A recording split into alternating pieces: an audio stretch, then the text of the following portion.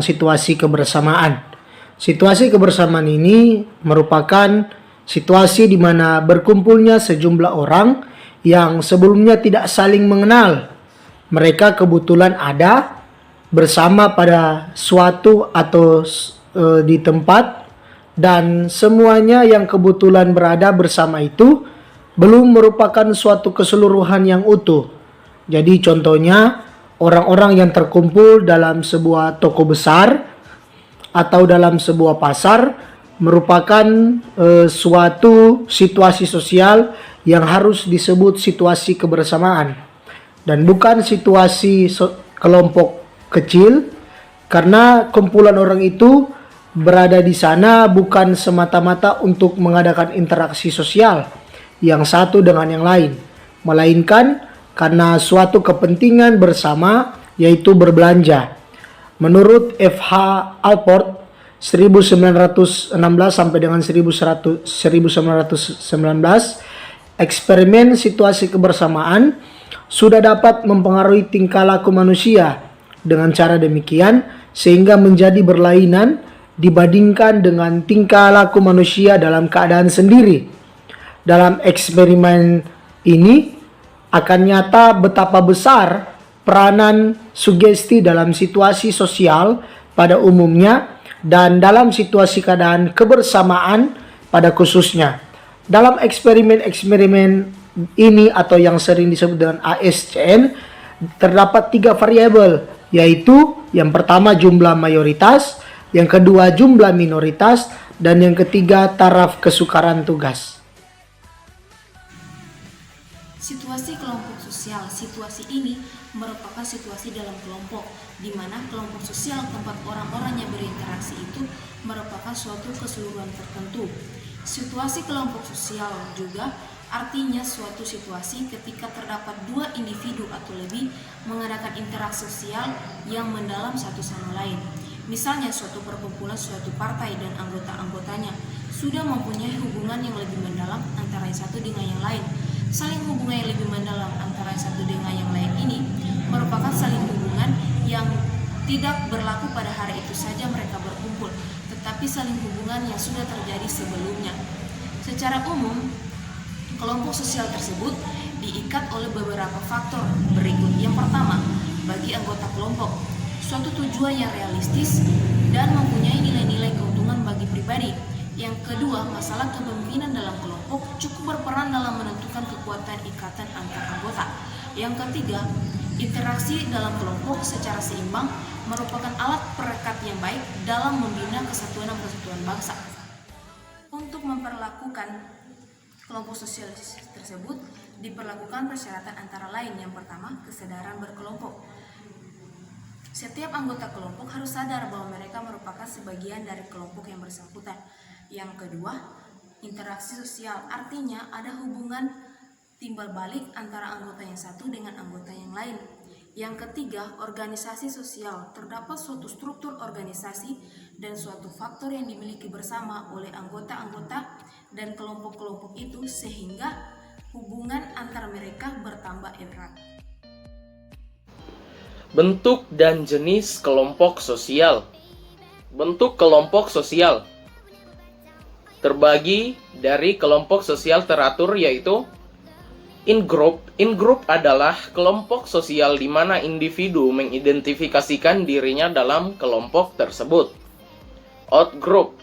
Out-group adalah kelompok sosial yang diartikan individu sebagai lawan dari in-group dan biasanya ditandai dengan antisipasi terhadap kelompok lawan.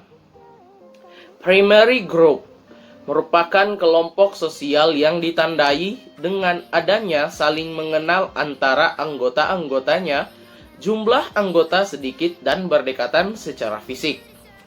Secondary group merupakan kelompok sosial yang lebih besar, bersifat sementara untuk tujuan tertentu dan bersifat impersonal. Gemeinschaft dan Gesellschaft. Gemeinschaft adalah bentuk kehidupan bersama di mana anggota terikat hubungan batin murni dan bersifat alamiah serta kekal. Pengertian Gesellschaft adalah diartikan sebagai suatu kelompok yang hubungan antar anggotanya bersifat longgar dan impersonal. Kelompok sosial tidak teratur, yaitu kerumunan. Kerumunan yaitu individu-individu yang berkumpul secara kebetulan di suatu tempat dan pada waktu yang bersamaan. Publik yaitu orang-orang yang berkumpul yang mempunyai kesamaan dalam suatu kepentingan. Massa yaitu sekumpulan individu yang tercipta bisa setiap saat karena kesamaan tujuan. Community yaitu kelompok-kelompok yang terbentuk atas dasar wilayah yang tidak memiliki kepentingan yang khusus. Berikut adalah jenis kelompok sosial, yaitu kelompok statistik, yaitu jenis kelompok yang anggota kelompoknya tidak benar-benar memiliki hubungan sosial. Misalnya, kelompok penduduk usia 16-20 tahun. Di sebuah daerah, jika kamu berumur di antara itu, maka kamu dikelompokkan dengan banyak orang di daerahmu dengan umur yang sama, meskipun kamu tidak memiliki hubungan sosial dengan mereka. Kelompok kemasyarakatan, yaitu berbeda dengan kelompok statistik, karena anggota kelompok kemasyarakatan memiliki persamaan, hanya saja tidak mempunyai organisasi dan hubungan sosial di antara anggotanya. Kelompok asosiasi, yaitu kelompok sosial yang anggotanya mempunyai kesadaran bersama bahwa di dalam kelompok masing-masing anggota bertanggung jawab atas kepentingan kelompok, sehingga para anggota melakukan hubungan sosial, kontak, dan komunikasi, serta memiliki ikatan organisasi formal. Kelompok sosial, yaitu jenis kelompok yang anggotanya memiliki kesadaran jenis dan berhubungan satu dengan yang lainnya, tetapi tidak dalam ikatan organisasi. Selanjutnya, ciri-ciri utama kelompok sosial. Menurut M. Sherif, terdapat 4 ciri utama yang memegang peranan dalam interaksi kelompok sosial dan yang jelas membedakannya dengan interaksi situasi sosial lainnya seperti keadaan kebersamaan atau situasi massa. Ciri-ciri berikut terutama diselidikinya pada kelompok sosial tidak resmi yang agak kecil dan lebih mudah diselidiki. Yang pertama, terdapat dorongan atau motif yang sama pada individu-individu yang menyebabkan terjadinya interaksi di antaranya ke arah tujuan yang sama. Yang kedua, terdapat akibat-akibat interaksi yang berlainan terhadap individu-individu yang satu dan yang lain berdasarkan reaksi-reaksi dan kecakapan-kecakapan yang berbeda-beda antara individu yang terlibat di dalamnya. Yang ketiga, pembentukan dan penegasan struktur atau organisasi kelompok yang jelas dan terdiri atas peranan-peranan dan kedudukan hierarkis yang lambat laun berkembang dengan sendirinya dalam usaha mencapai tujuannya. Yang keempat, terjadinya penegasan dan peneguhan norma-norma pedoman tingkah laku yang mengatur interaksi dan kegiatan anggota kelompok dalam merealisasikan tujuan kelompok. Keempat ciri tersebut merupakan ciri utama setiap kelompok sosial dan membedakannya dari bentuk-bentuk interaksi sosial lainnya, yaitu dengan singkat, motif yang sama antara anggota kelompok, reaksi-reaksi dan kecakapan yang berlainan antar anggota kelompok, penegasan struktur kelompok, dan penegasan norma-norma kelompok. Proses terbentuknya norma sosial. Norma sosial adalah kebiasaan umum yang menjadi patokan perilaku dalam suatu kelompok masyarakat dan batasan wilayah tertentu.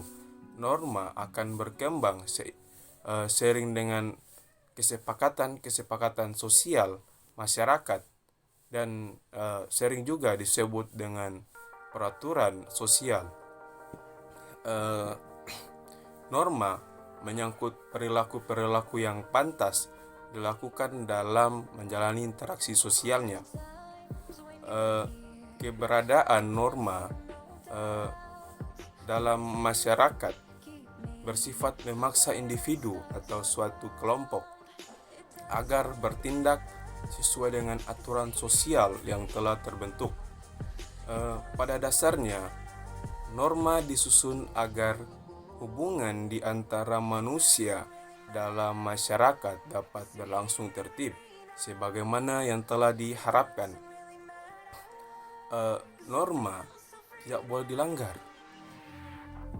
Siapapun yang melanggar norma atau tidak bertingkah laku sesuai dengan ketentuan yang tercantum dalam norma, itu akan memperoleh hukuman.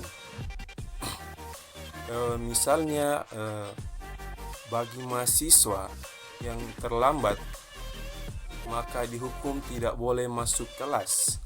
Dan juga bagi mahasiswa yang mencontek pada saat ujian, maka tidak boleh meneruskan ujian tersebut.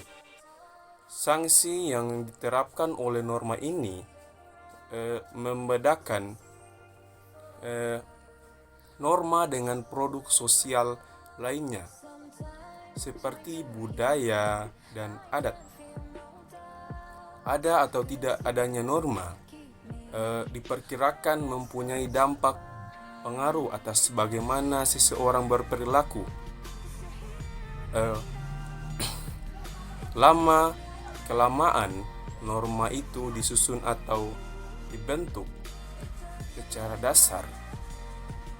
Norma dalam masyarakat berisi tata tertib, aturan, dampak petunjuk, standar perilaku yang pantas atau wajar. Dalam kehidupannya, manusia sebagai makhluk yang sosial memiliki ketergantungan dengan manusia lainnya. Mereka hidup dalam kelompok-kelompok, baik kelompok komunal maupun kelompok material. Kebutuhan yang berbeda-beda secara individu atau kelompok menyebabkan benturan kepentingan. Untuk menghindari hal ini, maka kelompok masyarakat membuat norma sebagai pedoman perilaku dalam menjaga keseimbangan kepentingan dalam bermasyarakat. Gibb, Lance, dan Miller mengadakan penelitian tentang kondisi-kondisi yang meningkatkan efisiensi kerjasama dalam suatu kelompok demokrasi tidak terjadi dengan sendirinya, melainkan harus dipelajari. Maka, untuk berusaha dalam suatu kelompok yang demokrasi, terdapat kerjasama tim yang efektif dan berhasil baik. Terdapat beberapa prinsip yang sebaiknya diperhatikan, dan dalam upaya mengetahui prinsip-prinsip yang berlaku dalam interaksi individu dalam kelompok yang demokratis, agar interaksi itu menjadi efisien, yaitu suasana, rasa nyaman, kepemimpinan yang bergilir, perumusan tujuan, fleksibilitas, mufakat, kesadaran kelompok, dan penelitian sinambung. Materi hasil diskusi kami yang telah kami susun menjadi 3 poin. Antara lain, yang pertama adalah situasi sosial. Situasi sosial adalah suatu kondisi tertentu di mana berlangsung hubungan antara individu yang satu dengan individu yang lain atau terjadi saling hubungan antara dua individu atau lebih. Yang kedua, kelompok sosial adalah orang yang saling berhubungan secara teratur dan melaksanakan peranan yang saling berkaitan guna mencapai tujuan yang sama. Dan yang terakhir, untuk menampakkan kelompok sosial diperlukan persyaratan yang antara lain adalah kesadaran berkelompok, interaksi sosial, dan organisasi sosial. Itulah pemaparan dari kelompok kami. Terima kasih atas perhatiannya, dan apabila kami melakukan kesalahan pada saat kami memaparkan materi kami menerima saran dan kritik Anda sekalian.